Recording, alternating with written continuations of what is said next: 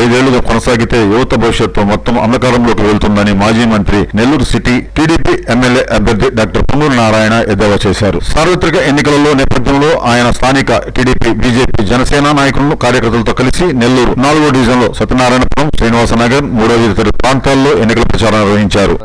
ఈరోజు 4వ డివిజన్లో తెలుగుదేశం పార్టీ కార్యకర్తలు, జనసేన కార్యకర్తలు, బీజేపీ కార్యకర్తలు అందరూ ప్రచారాన్ని ప్రారంభించారు. ఇంతవరకు చేసిన ప్రచారంలో ఎక్కడికి పోయినా ప్రజల యొక్క స్పందన అనూహ్యంగా ఉంది. దానికి కారణం ఏంటంటే 2014 నుంచి 19 వరకు ఇక్కడ జరిగిన డెవలప్మెంట్, రోడ్లు కావచ్చు, డ్రైన్స్ కావచ్చు, అండర్గ్రౌండ్ డ్రైనేజ్కి భూమిలో అప్లేసిన పైపులు కావచ్చు, లేక అనేకమైన పనులు ఇక్కడ జరిగినాయి. ఇక్కడ మైపాడు గేట్ అంటారు, ఆ మైపాడు గేటు ఘాటు కట్టాం. అసలు ఎవరు అడగల, అది కట్టమని ఎవరు అడగల.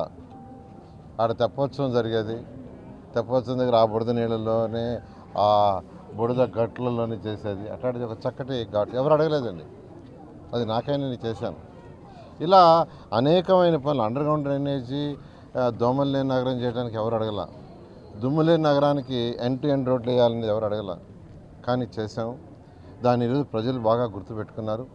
2014 నుంచి 19 దాకా ఏం జరిగింది, 19 నుంచి ఇప్పుడు దాకా ఏం జరిగినది ప్రజలు బేరీ చేసుకుంటున్నారు, వేసుకొని వాళ్ళే నిర్ణయిస్తున్నారు.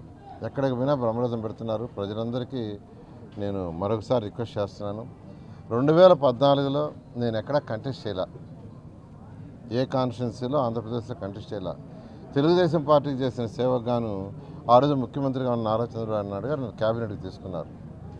అయితే నెల్లూరులో పుట్టి పెరిగినందుకు నెల్లూరుకి ఏదైనా చేయాలని ఉద్దేశంతో ఆ రోజు ముఖ్యమంత్రిగా ఉన్న నారా చంద్రబాబు నాయుడు స్పెషల్ ఫండ్స్ ఇవ్వమని అడగటం, ఆయన 5,260 కోట్ల దాకా శాంక్షన్ చేశారు. దాంతో డెవలప్ చేశాం. అంటే జనరల్గా ఒక కాన్స్టిట్యున్సీలో ఒక నాయకుడు కంటెస్ట్ చేసి గెలిచిన నాయకుడి యొక్క బాధ్యత ప్రజల యొక్క ప్రజా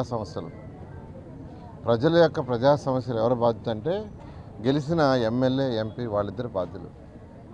కానీ నేను గెలవలేదు, నేను కంటెస్ట్ చేయలేదండి.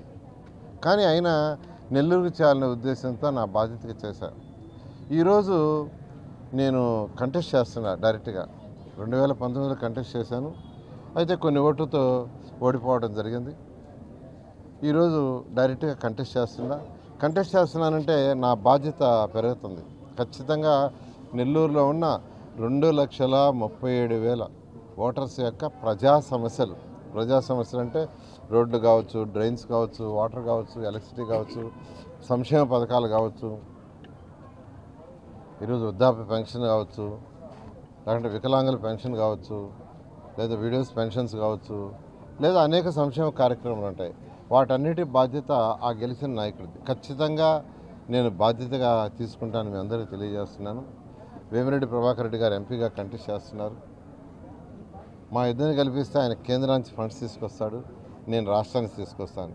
అన్నిటికంటే ఇంపార్టెంట్, ఏ తల్లి అయినా ఏ తండ్రి అయినా కోరుకునేది వాళ్ళ బిడ్డ మంచి ఉద్యోగం చేయాలని, గౌరవమైన ఉద్యోగం చేయాలని, లేదా మంచి వ్యాపారం చేసుకుని, ఈ రెండు కోరుకుంటారు.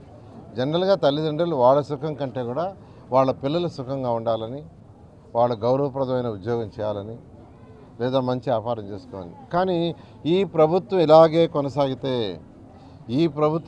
కొనసాగితే యువత యొక్క భవిష్యత్తు అంధకారం. యువతకి ఇంకా ఉండదు, ఏం భవిష్యత్తు ఉండదు. ఇంకొక 5 సంవత్సరాలు నేను వస్తే రాబోయే 50 ఏళ్ళకి ఫ్యూచర్ ఏముండదు.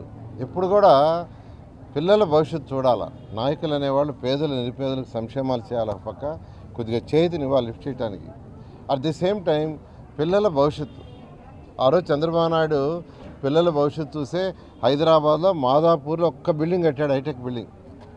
దాన్ని కట్టేటప్పుడు ఇతర పార్టీలన్నీ అబ్జెక్షన్ పెట్టారు, కానీ ఆయన లెక్క చేయాల. ఆ రోజు కట్టిన ఒక ఐటీ బిల్డింగ్ ఈరోజు ఆంధ్రప్రదేశ్, తెలంగాణలో అనేక ఐటీ బిల్డింగ్లు వచ్చినాయి.